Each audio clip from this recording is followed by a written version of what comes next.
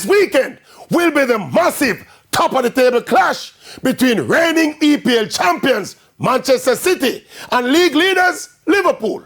Many are calling this the English Premier League final. And yes, there will be 10 more games to play, but the closeness and intensity of the title race, it feels like the winner of this game will win the title. If the game ends in a draw, then the title race will remain open.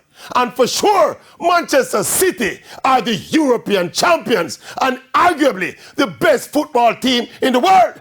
But that superiority could be cancelled out on the day by that famous Anfield home advantage.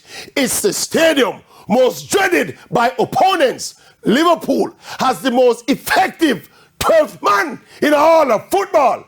So with the advantages cancelling out each other, the most logical result would be a draw. But my gut feeling is that this game will not end in a draw. Liverpool will go for the win. If we take our chances, we win it. If we allow Man City space and don't take our chances, I'm not saying it. I'm not saying it.